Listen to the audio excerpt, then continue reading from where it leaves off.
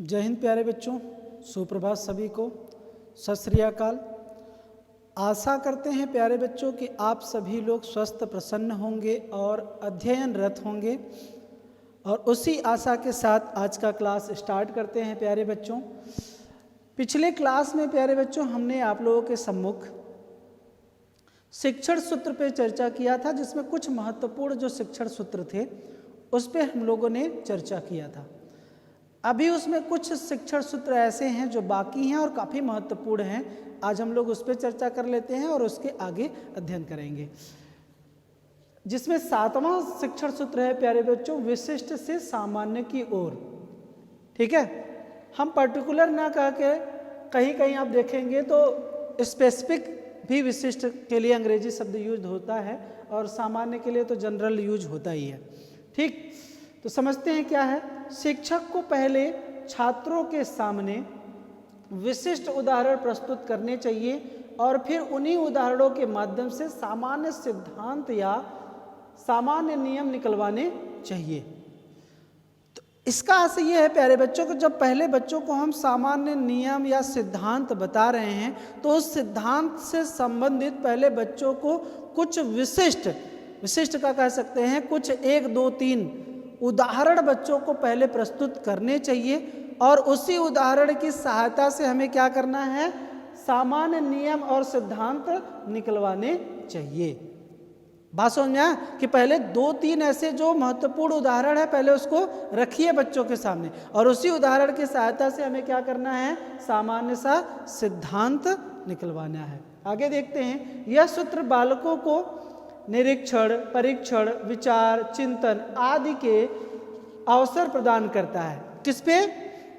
निरीक्षण करने का, ऑब्जर्व करते हैं, परीक्षण करते हैं, वो सब टेस्टिंग करते हैं ना, और उसमें विचार भी है, थिंकिंग भी है ना, चिंतन भी है, लॉजिक भी वो लगाते हैं। तो कहीं ना कहीं ये सारी चीजें भी डेवलपमेंट बच्चों के अंदर हो रहा है ना, तो ऐसा अवसर दिया जा रहा है बच्चों को। अतः इसमें बच्चे रुचिपूर्वक सीखते हैं, इंटरेस्ट भी लेते हैं सीखने में। अच्छा, जब भी आप सिखा रहे हो बच्चों का इंटरेस्ट नहीं होगा अगर सीखने में, तो कोई भी विषय वस्तु को वो नहीं सीख पाएंगे। इसलिए रुचि का होना अति आवश्यक है। तो बच्चे जब इस तरीके से सिखाया जाएगा तो बच्चों को सीखने में रुचि उत्पन्न होगा। अब जब रुचि होगा तो इससे ज्ञान भी, आप जो भी सीखेंगे उसका ज्ञान भी बच्चों को अस्थायी होगा। तो वही कह रहा है, जिससे ज्ञान अस्थायी होगा। और ये जो शिक्षण सूत्र है वो गणित, विज्ञान तथा व्याकरण शिक्षण में यह सूत्र विशेष उपयोगी होता है। गणित में, विज्ञान में, व्याकरण में, और व्याकरण के पोर्शन में आप देखेंगे चाहे अंग्रेजी का व्याकरण हो चाहे संस्कृत का भी व्याकरण हो, उसमें भी ये बहुत महत्वपूर्ण या उपयोगी सिद्ध होता है। इस सूत्र को दृष्टांत से सिद्धांत की ओर ले जाना भी कहते हैं। और इस सूत्र का प्रयोग आगमन विधि में भी कहीं ना कहीं प्रयोग किया जाता है, जिससे पहले बच्चों को हम उदाहरण, आगमन विधि में क्या होता है कि पहले बच्चों के सामने उदाहरण प्रस्तुत किए जाते हैं और उस उदाहरण की सहायता से नियम, सिद्धांत की स्पष्टीकरण किया जाता है, जिससे बच्चे अधिक सीख पाते हैं, रुचि लेते हैं और उनका ज्ञान ज़्यादा स्थायी माना जाता है। इसीलिए कहा जाता है कि साइंस में और ग्रामर में आगमन विधि सबसे उपयुक्त विधि मानी जाती है, सबसे महत्वपूर्ण विधि मानी जाती है। ठीक है, तो उस विधि में इस शिक्षण सूत्र का सहायता लिया जाता है। 1-2 उदाहरण के माध्यम से समझते हैं। जैसे हम लोग कह रहे थे कि हिंदी में ना, हिंदी के व्याकरण में अगर व्याकरण की बात किया जाए, ठीक है, तो हिंदी का अगर व्याकरण हम बच्चों को पढ़ा रहे हैं, मान लीजिए 1 मिनट, व्याकरण पढ़ा रहे हैं, अब जिसमें हम संज्ञा, सर्वनाम, विशेषण, क्रिया, ये सारी चीजें अगर बता रहे हैं तो, या फिर मान लीजिए हम संधि ही बता रहे हैं, ठीक, संधि टॉपिक है ये बता रहे हैं हम, तो सबसे पहले बच्चों को हम 2-3 जो बताया जा रहा है ना, तो इसके माध्यम से सबसे पहले हम क्या करें, विशिष्ट उदाहरण दें। तो विशिष्ट उदाहरण दे देते हैं। जैसे एक नाम लिया हमने विद्यालय, एक नाम ले लिया विद्यार्थी, ठीक है, ले लिया। अब इसके पश्चात हमने इसको तोड़ा, तो जब तोड़ेंगे तो क्या निकलेगा?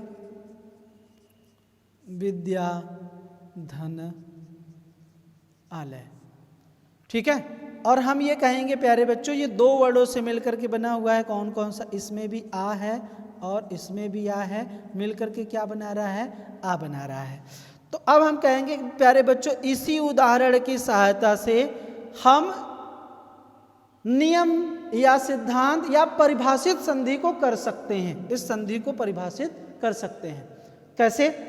कि दो निकटवर्ती वर्णों के मेल से बने शब्द को हम क्या कहते हैं? संधि कहते हैं। दो निकटवर्ती वर्णों के मेल से बने शब्द को हम क्या कहते हैं? संधि कहते हैं। अब इसी प्रकार से यहां भी अगर इसको भी तोड़ते हैं तो हो जाएगा विद्या धन अर्थी। ठीक है, ये किससे? ये आ प्लस अ मिलके क्या बना रहा है? ये आ बन जा रहा है। तो यहां भी हम बताएंगे। अब ये दो उदाहरण से हम क्या परिभाषित कर रहे हैं? बच्चों को संधि बता रहे हैं। तो जब इस तरीके से बच्चों को उदाहरण की सहायता से सामान्य जो सिद्धांत है अगर उसको बताया जाएगा तो बच्चे कभी भी नहीं भूलेंगे और ऐसे सीखने में वो रुचि लेते हैं, जिसमें पहले उदाहरण बताया जाए, फिर नियम और सिद्धांत की व्याख्या की जाए या सिद्धांत बताया जाए। ठीक है, ये तो हो गया व्याकरण के लिए प्यारे बच्चों। अब ठीक इसी प्रकार से अगर मैं कहूं, गणित की बात कर लेते हैं ना। अगर मान लीजिए गणित में सांख्यिकी के पोर्शन में हम उसको बता रहे हैं समांतर माध्य।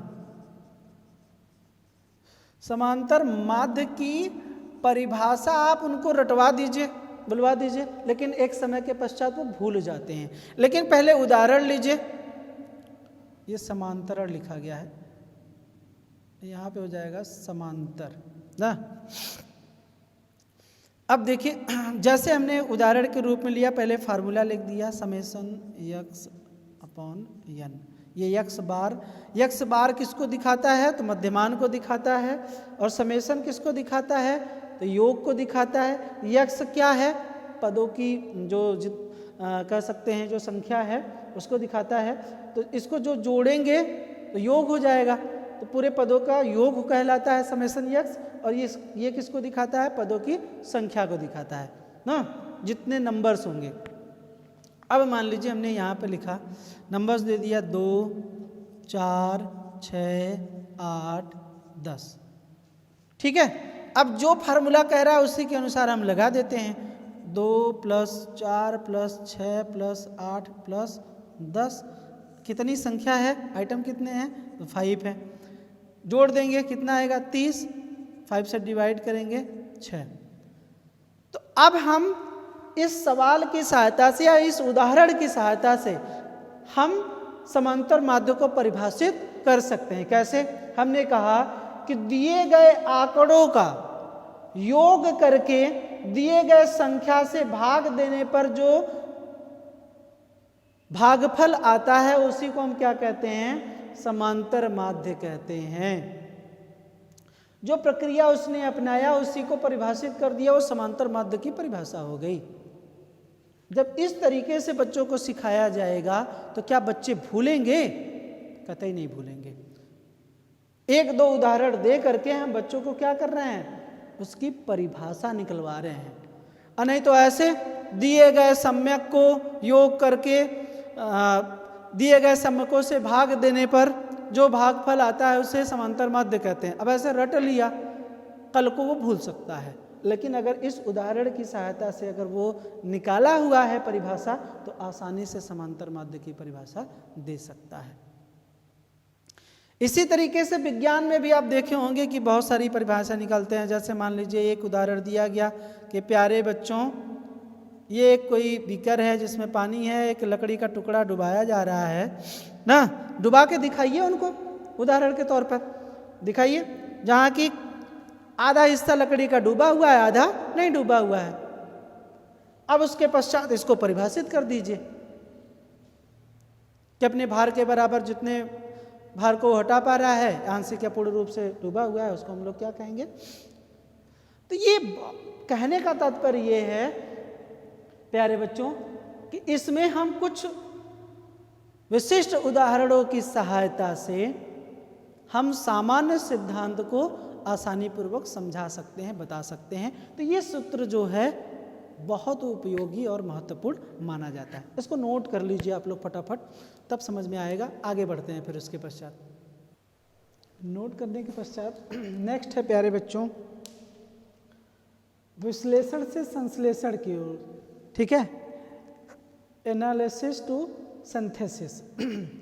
किसी समस्या, समझिएगा थोड़ा सा सिमिलर ये शब्द होते हैं, संश्लेषण विश्लेषण, और बहुत सारे एग्जामों में पूछे जाते हैं तो आप कंफ्यूज हो जाते हैं, इसलिए इसको थोड़ा सा ध्यानपूर्वक समझने का प्रयास कीजिएगा।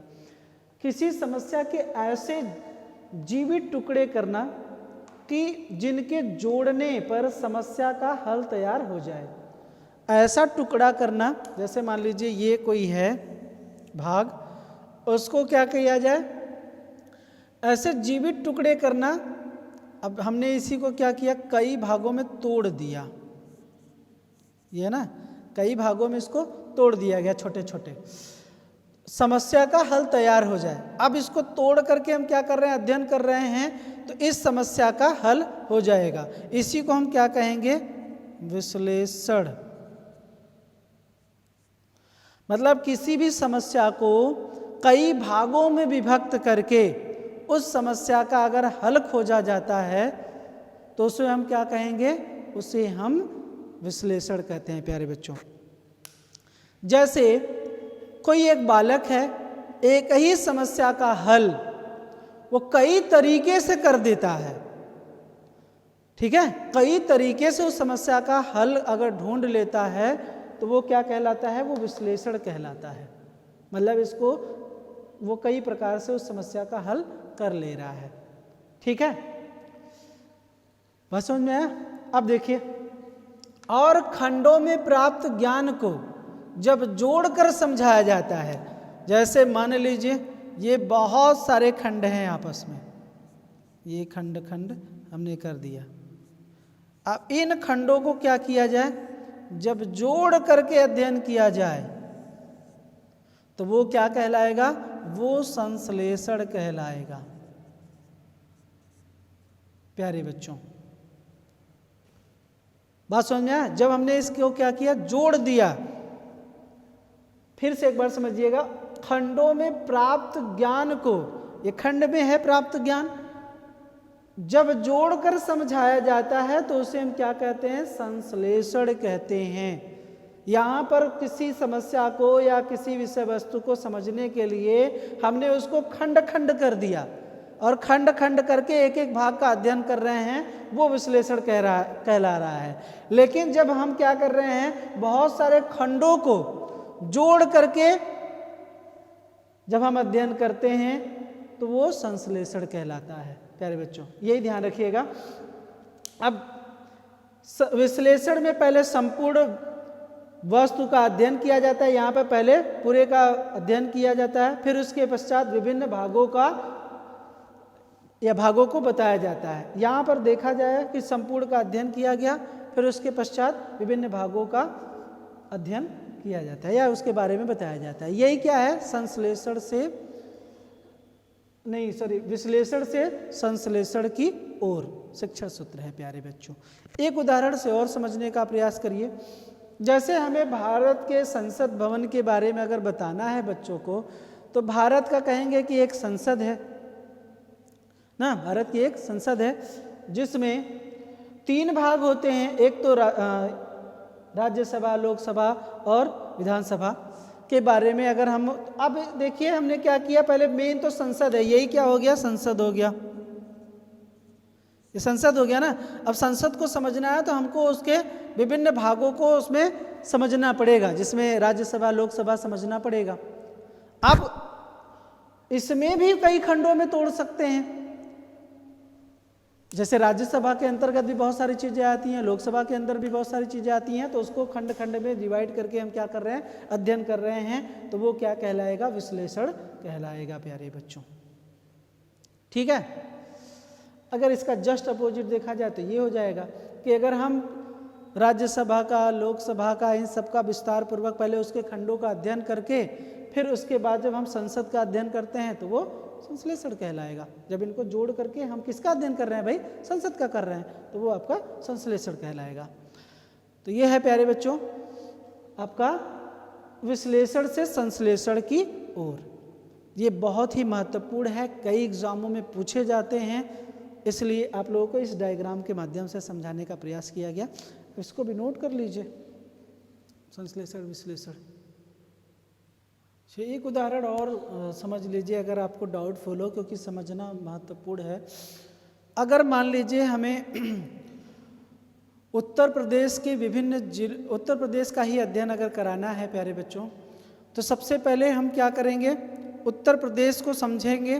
तो उत्तर प्रदेश को समझने के लिए अगर हम उसको क्या कर रहे हैं, उसके विभिन्न जिलों को समझ रहे हैं, जैसे बनारस हो गया, जौनपुर हो गया, आपका गाजीपुर हो गया, और इधर चंदौली हो गया ना, ये बहुत सारे सटे, इलाहाबाद, ये इन सबों को क्या कर रहे हैं हम खंड खंड में जोड़ करके, खंड खंड में तोड़ करके किसका अध्ययन कर रहे हैं, पूरे उत्तर प्रदेश का अध्ययन कर रहे हैं। तभी ना हम कहीं ना कहीं उत्तर प्रदेश के बारे में जान पाएंगे कि कौन से कारखाने, कौन से वस्तुओं का उत्पादन कहाँ पर सबसे ज़्यादा होता है। तो अगर हम तोड़ तोड़ कर उसका अध्ययन कर रहे हैं तो कहीं ना कहीं हम किसके बारे में अध्ययन कर रहे हैं, पूरे उत्तर प्रदेश के बारे में अध्ययन कर रहे हैं। ठीक है, तो वो क्या कहलाएगा, विश्लेषण कहलाएगा। हमने उत्तर प्रदेश को समझने के लिए हर एक उसके जिलों को अध्ययन किया कि कहाँ पर क्या चीज़ें ज़्यादा उत्पादित की जाती हैं, कहाँ पर कौन सी फैक्ट्रियाँ लगी हुई हैं, इसका अध्ययन किया। ठीक उसी प्रकार से आप देखिए कि हमें जब विभिन्न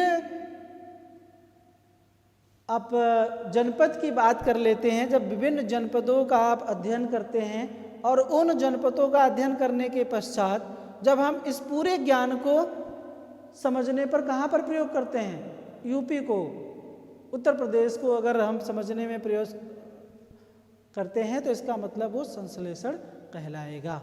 ठीक है, तो ये भी उदाहरण कहीं ना कहीं वहाँ पर फिट बैठता है भूगोल में। प्यारे बच्चों, नौवां जो है शिक्षण सूत्र मनोवैज्ञानिक से तार्किक क्रम की ओर। ठीक है, तो इसको समझिए। पहले ये बात समझ लीजिए कि ये जो होता है वो गणित विषय के लिए ज़्यादा उपयोगी सिद्ध होता है, आपका मनोवैज्ञानिक से तार्किक क्रम की ओर। ठीक, बालक को कोई विषय उसकी रुचि, आयु, जिज्ञासा, शारीरिक एवं मानसिक शक्ति को ध्यान में रखते हुए पढ़ाया जाए।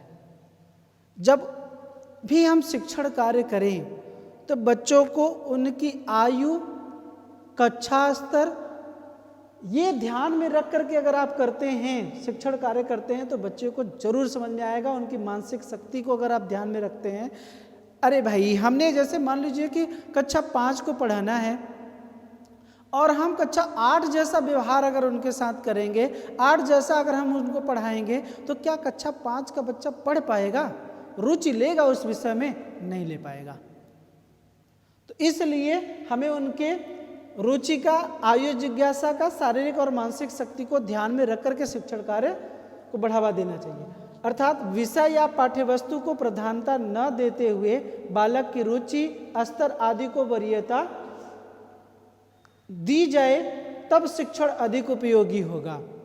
तो इसीलिए शिक्षण जो होता है वो बाल केंद्रित होता है, बालक की प्रकृति के अनुसार होता है, क्योंकि बालक का नेचर कैसा है, किस कक्षा का है, किस आयु का है, किस बुद्धिलब्धि का है, उसकी रुचि क्या है, उसकी मानसिक क्षमता क्या है, उसकी बौद्धिक क्षमता क्या है, उसकी शारीरिक, उस सारी चीज़ों को ध्यान में रख करके तब हम अगर शिक्षण कार्य करते हैं तो वो ज़्यादा समझ में आएगा, उस विषय में वो ज़्यादा रुचि लेगा। और अगर उदाहरण के स्वरूप बात किया जाए तो किसी भाषा शिक्षक को अगर अब देखेंगे तो, या भाषा शिक्षक अगर बच्चों में सिखा रहा है तो कहा जाता है कि इसको इस विधि के अंतर्गत दोनों विधियों से सिखाना चाहिए। जैसे हम बात करते हैं पहले तार्किक की ओर, कुछ मनोवैज्ञानिक कहते हैं कि तार्किक क्रम की ओर बच्चों को सिखाना चाहिए। तो जैसे मान लीजिए पहले हिंदी अगर सिखा रहा है भाषा शिक्षक होने के नाते, तो पहले वर्ड सिखाइए बच्चों को, फिर उसके पश्चात ध्वनि सिखाइए ना, अब वर्ण और ध्वनि सिखाने के पश्चात बच्चों को क्या सिखाना है? वाक्य सिखाइए। इस क्रम में अगर सिखाएंगे तो ये तार्किक क्रम है, तार्किक क्रम से बच्चे सीखते हुए आगे बढ़ेंगे। ठीक है, जैसे वर्ड सिखा लेते हैं, ध्वनि सिखा लेते हैं, तब वाक्य हम सिखाते हैं, जैसे कल, नल, हल ना, और तब जाकर के वाक्य प्रयोग भी सिखाते हैं बच्चों को। जब तक ये नहीं सीखेंगे तब ये नहीं सीख पाएंगे। ये तार्किक क्रम होता है सिखाने का। लेकिन मनोवैज्ञानिक क्रम भी है सिखाने का। ये मनोवैज्ञानिक से उसमें पहले बच्चों को क्या सिखाया जाए? उल्टा, पहले वाक्य सिखाया जाए, फिर वर्ड सिखाया जाए, फिर ध्वनि सिखाया जाए, वर्ड या ध्वनि सिखाई जाए। तो इस तरीके से बच्चे को भी सिखाया जाता है, वैज्ञानिक से तार्किक की ओर और तार्किक से वैज्ञानिक की ओर भी बच्चों को सिखाया जाता है। ठीक है,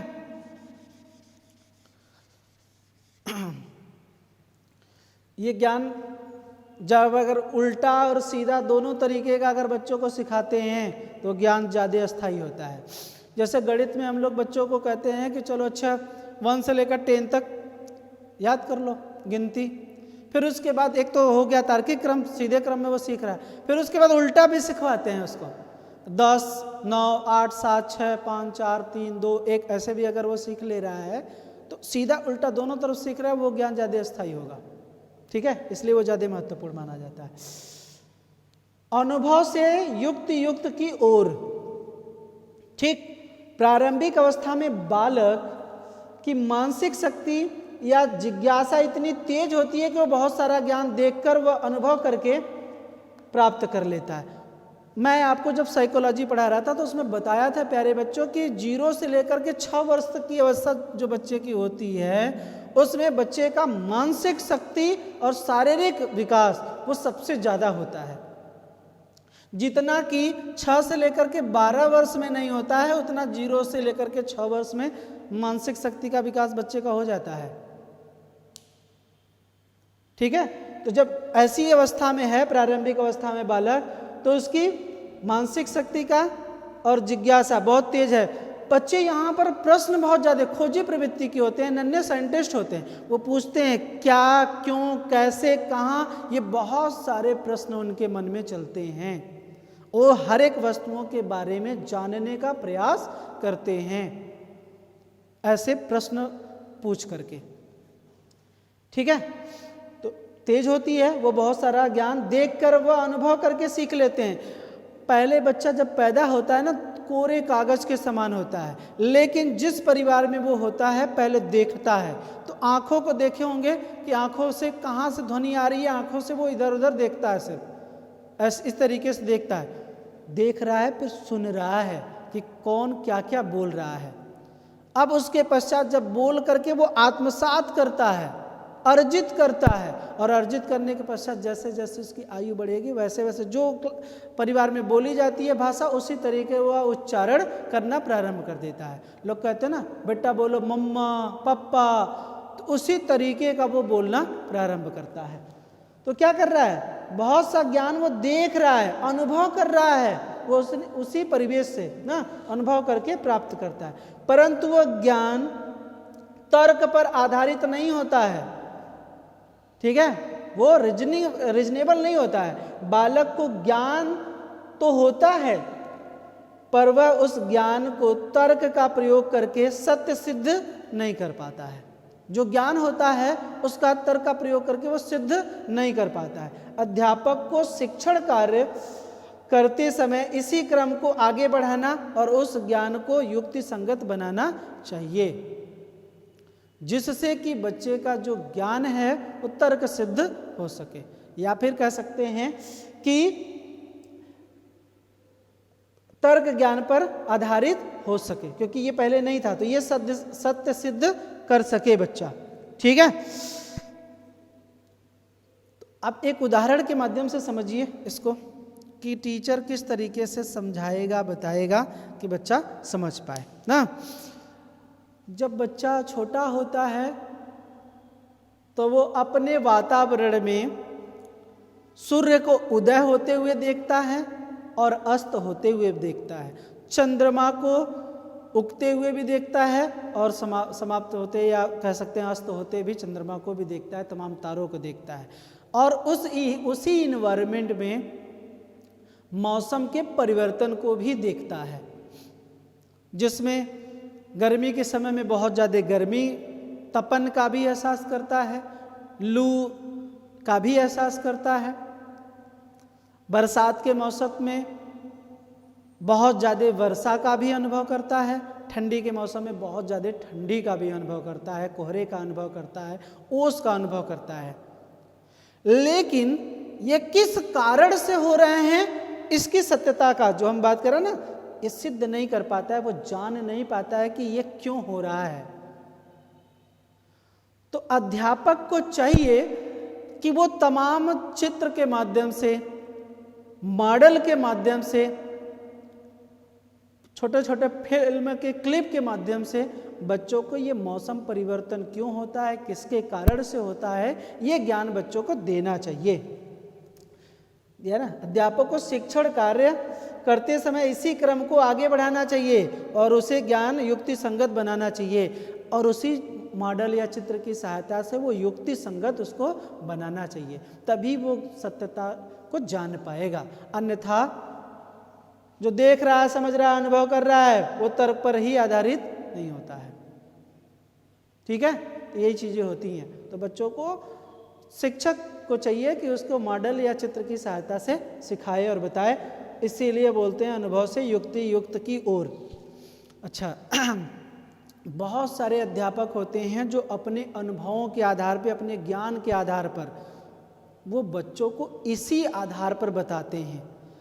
इसीलिए प्राइमरी में आप देखे होंगे तो ये कहा जाता है कि शिक्षण सहायक सामग्री की सहायता से तो बताया जाए, लेकिन उसके साथ साथ टीचर अपना जो एक्सपीरियंस है उसके आधार पर भी बताए। उसमें तमाम कहानियों के माध्यम से भी बताता है, साक्षी भ्रमण करके भी बताता है, दिखाता है। तो ये सारी चीज़ें भी होती हैं। ठीक है, इसको नोट कर लीजिए फटाफट प्यारे बच्चों, फिर आगे बढ़ते हैं। प्रकृति का अनुसरण, फॉलोइंग टू नेचर। ठीक है प्यारे बच्चों, ये भी बहुत महत्वपूर्ण माना जाता है। बालक की शिक्षा दीक्षा उसकी प्रकृति के अनुसार होनी चाहिए, मतलब बालक का जो नेचर है उसके हिसाब से शिक्षा दीक्षा होनी चाहिए प्यारे बच्चों। अब उन्हें सिखाते समय उनकी आयु का ध्यान में रखना चाहिए ना, मानसिक स्तर ध्यान में रखना चाहिए, उनकी क्षमताएं क्या हैं वो ध्यान में रखनी चाहिए, रुचियों का सदैव ध्यान रखना चाहिए। तभी पाठ्यक्रम, पाठ्यवस्तु, पाठ्यपुस्तक, शिक्षण विधि, शिक्षण अधिगम सामग्री व गतिविधियां सब कुछ बच्चों के शारीरिक और मानसिक विकास के आवश्यकताओं के अनुरूप होनी चाहिए, क्योंकि हम बच्चों का सर्वांगीण विकास करने के लिए ही तो शिक्षण कार्य कर रहे हैं। और हम उनके सिखाते समय उनकी अगर मानसिक आयु, मानसिक स्तर और क्षमताओं का ध्यान में नहीं रखेंगे तो उनका विकास नहीं हो पाएगा। और जो हम पाठ्यक्रम सिखाना चाहते हैं, पाठ्यपुस्तक का ज्ञान देना चाहते हैं, जिन सहायक सामग्रियों की सहायता से उनको सिखाना चाहते हैं, वो शिक्षण अधिगम नहीं कर पाएंगे। तो इसलिए शिक्षा व शिक्षण कार्य जब किया जाए तो बच्चे के प्रकृति के अनुसार होना चाहिए। अगर नहीं है तो वो अप्रासंगिक है, अवांछनीय है, सही नहीं है। इसका मतलब ये है कि कहीं ना कहीं शिक्षक को बालक के मानसिक शक्तियों या मानसिक जो बातें की जा रही है मानसिक स्तर के आधार पर बना करके ही बच्चों को सिखाना और पढ़ाना चाहिए, और नहीं तो वो उपयोगी सिद्ध नहीं होगा। आज इसीलिए आप देखे होंगे वर्तमान समय में बाल केंद्रित शिक्षा की बात की जाती है कि बालक को ही ध्यान में रख करके पूरी शिक्षा व्यवस्था की जाए। आज अगर बालकों को नाच गा करके अच्छा लग रहा है, पढ़ रहे हैं, तो नाच गा करके टीचर सिखा रहा है, वो ज़्यादा अच्छा लग रहा है उनको ना। अगर इस तरीके से मौखिक रूप से सिखाया जाए तो मौखिक बहुत ज़्यादा प्रभावशाली नहीं होता है।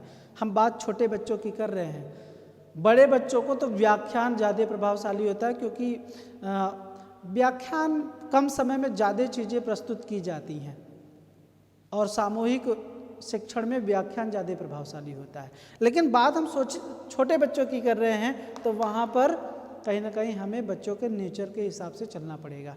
तो प्यारे बच्चों, ये था पूरा का पूरा शिक्षण सूत्र जो आप लोगों के सामने प्रस्तुत किया गया। आई होप आप लोगों को समझ में आया होगा। इसके साथ साथ एक और बता देते हैं, या फिर उसमें लगभग हमने चर्चा कर लिया था, ठीक है। अब इसके पश्चात हम लोग शिक्षण की प्रविधियां क्या हैं, नवीन विधाएं क्या हैं, हम लोग उस पर चर्चा करेंगे। तो जो नेक्स्ट क्लास रहेगा वो शिक्षण की प्रविधियों पर रहेगा, नवीन उपागम पे रहेगा, ठीक है। तो आज के लिए इतना ही है प्यारे बच्चों, धन्यवाद। इसको नोट कर लीजिएगा, जितना बोर्ड पे है सब कुछ इसको नोट कर लीजिए पहले आप लोग, ठीक है।